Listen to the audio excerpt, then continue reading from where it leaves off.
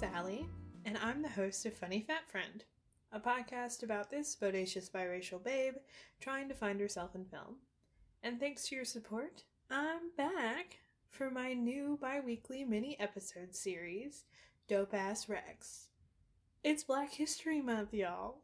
So I thought, well, I'm black, and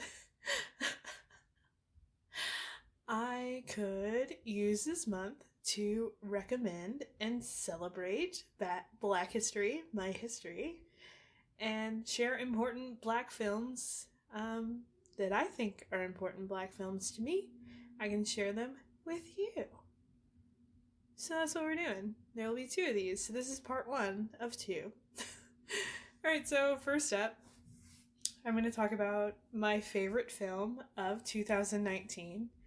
It is called The Last Black Man in San Francisco. It is also one of my favorite films of all time, and I have a very large poster in my home to prove it.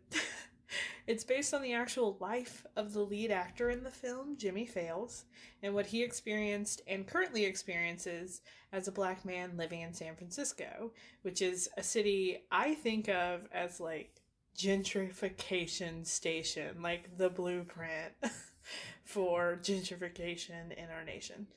That is so much rhyme. And I don't think I'm wrong.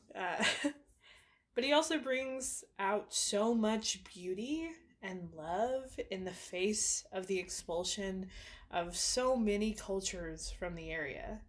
And it's also an incredible portrait of friendship and modern adulthood. It also stars Jonathan Majors, who's getting a lot of acclaim right now for his starring role in Lovecraft Country. So if you saw that, then you know him. Mike Epps and Danny Glover are also extremely delightful supporting characters in this film. And there's also some dope skateboarding, incredible music. It hits in so many ways. It's also the feature debut for the director and writer, Joe Talbot, which is mind-blowing that this is his first feature. It's so incredible. Please buy it. Please rent it. Be really nice to me and I'll let you borrow my Blu-ray, okay? But just check it out for sure. I know that it was streaming for free on Amazon Prime for a long time. It might still be there. It's worth checking into. And if not, throw down the dollars. It's worth it. Support Black creators. Oh my god. Joe Talbot is not black, but he's nice. And Jimmy Fails is like one of the most beautiful people that exists in the entire world, I have decided. Yeah, I sent him a book recommendation on Instagram and he liked it, so I'm famous. Alright, so Last Black Man in San Francisco. I'm also going to be putting all the names of the movies in the description for the episode, because that was some actual constructive criticism for the last one, was people were trying to remember the movies that I recommended, but then they had to like scrub through the episode to like hear the name of them again. So to help with that, I'm going to put them in the description. I also think I'm going to start probably a couple letterbox lists for these. So there we go. We have all kinds of ways to know what films I recommend. It's great. All right, next. The next film I want to talk about, I'm going to recommend, is Saturday Church. It came out in 2017. It is another first feature, and it was directed and written by Damon Cardassis. I think it's Cardassis. It might be Cardassis. I'm not sure. Damon, if you're listening, let me know. I'm sure you're listening. This is such a gorgeous musical. It's a musical, okay? Maybe I'm going to recommend a musical in every one of these episodes. So far, I have. I didn't know it was a musical when I watched it the first time. I just saw, like, someone tweet about it, and they were just like, watch this movie, and I was like, yes, bitch. I saw a picture of the people in it, and I was like, yes, I love them, let's go. and it turned out to be a musical. I was pretty stunned when they started singing, but it is extremely lovely. It is loosely based around, the story is loosely based around the actual place that exists. It's an LGBTQ plus outreach program called Art and Acceptance at St. Luke in the Fields, located in West Village of New York City. Essentially, the story follows a young teen named Ulysses who is bullied at school and threatened by his aunt for what he has labeled to him as feminine characteristics. And he meets a group of trans and queer individuals that introduce him to Saturday Church, a program run at a church every Saturday to feed and provide shelter to LGBTQ plus youth.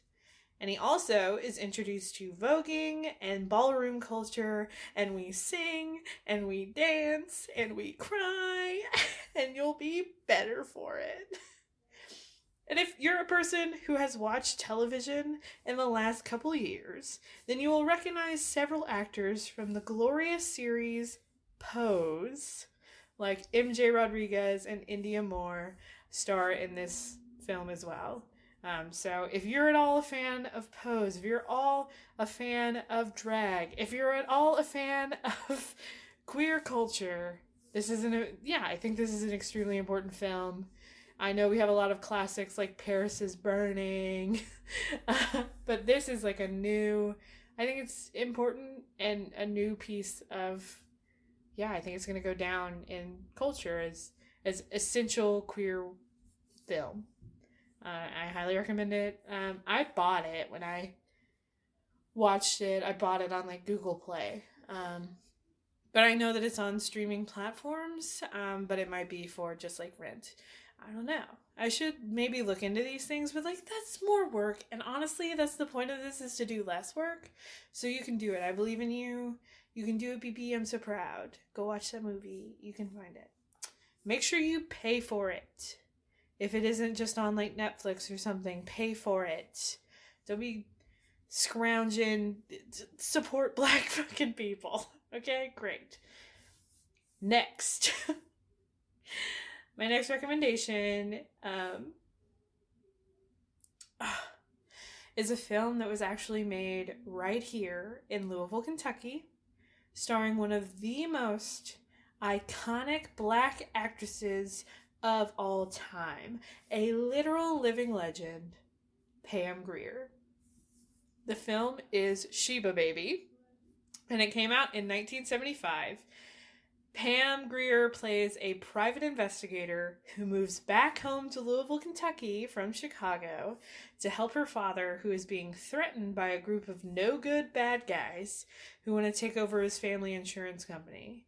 And there are explosions, there are boat fights, there are beautiful shots of old downtown Louisville, and the fashion is everything. And it's so sexy. There's so much sexy sex.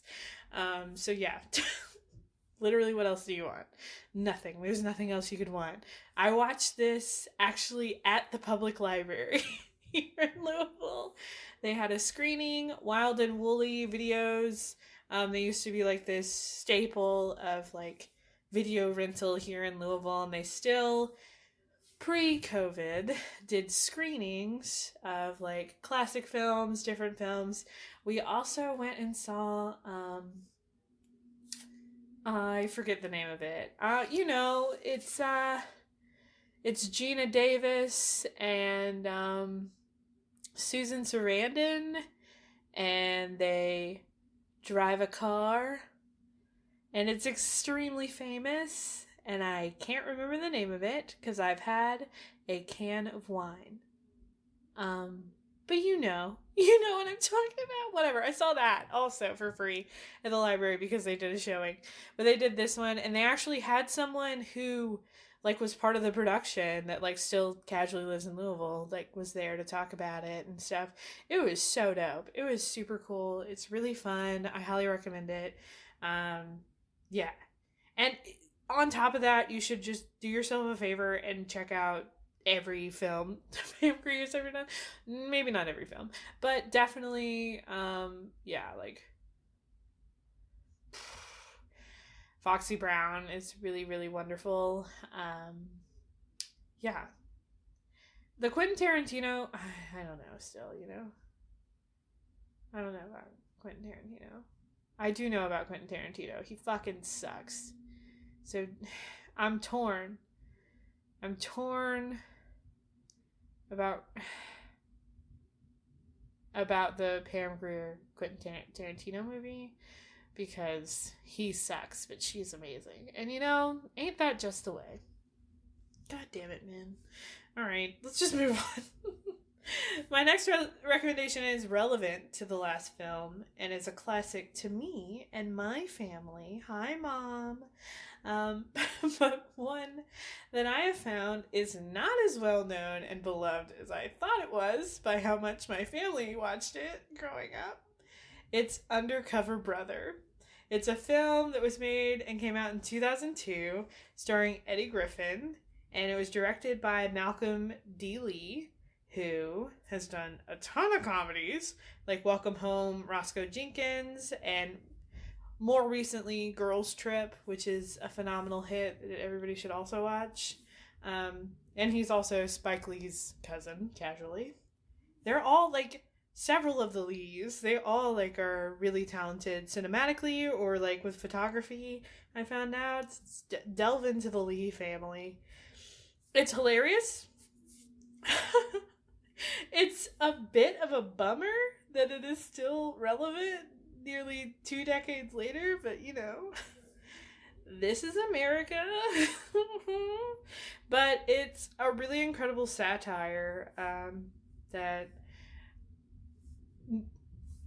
makes fun of James Bond spy films and also blaxploitation, the cookie cutter blaxploitation film. And if you don't know what blaxploitation films are, I've talked about them now twice back to back. Look into it. It's super fascinating, and I highly recommend going down that history rabbit hole. There are some really good tell-all video essays and stuff like that on YouTube. Maybe I'll link a couple. But yeah. Undercover Brother. It's fucking hilarious. Neil Patrick Harris and Chris Kattan are the 2 white people in the whole film. And Dave Chappelle is also a supporting actor and kills as Conspiracy Brother. Do yourself a favor. I know that this was also streaming on Amazon Prime there for a while. I also own it. Buy it. Just buy it. Buy all of these. And if you're mad at me about recommending them and you don't like it, too bad. Just be happy you supported Black film and move on with your day. Great. My final recommendation for this episode is one that I have recommended to people a lot. So I'm sorry if this is a repeat. If you're my friend who listens to the podcast because you're a really wonderful friend of mine, thank you so much for listening to my podcast. But also, I am not sorry at all because it deserves repeating. It's the 2011 film Pariah. It's a powerful female written, directed, and led coming out and coming of age film.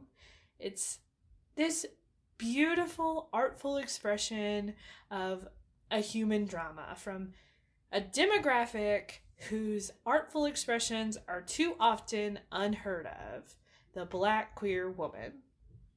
I really love this film because it isn't just about struggle or fear, which are very real realities for Black queer people, but it also is filled with a lot of joy and love and acceptance. And it was directed by Dee Reese, who is also known for her films Bessie, which you should check out, and Mudbound, another fucking hard watch, but oh my god, it is so beautiful. And I know that it was nominated for Best Cinematography, and it was the first woman ever nominated for Best Cinematography, which is insane. But it's really incredible. But Pariah was actually a short film that Dee Reese made for her graduate thesis that she then expanded into a full-length feature. And both the short film and the full-length have so much acclaim. And everyone who is a part of this film is unbelievably talented. It is such a phenomenal piece of human art. Please, please, please watch it now. Do it now. This one, I don't know. I didn't watch it on any streaming when I watched it in 2011. I think I had to buy it. think I bought it on DVD, like from like the movie website. But that's like how it was, I guess. That's 10 years ago now. So I don't know. Maybe it is on some streaming. That'd be cool. It should be. It's really amazing. But also buy it or rent it. Give them money. Give them your money. Okay. All right. Those are my dope ass recs. This is part 1 of 2 for Black History Month. Like I said, let me know if you enjoy this, and if you don't, leave me alone. I do not care. I'll be back next week with a full-length episode of Funny Fat Friend, and then the following week we will come back together for part 2, where I will have 5 more film recommendations for you. As always, I've been your friendly neighborhood fat friend, Allie, and you just got wrecked. So stupid, and I love it. Okay, I'll talk at you next time. Bye.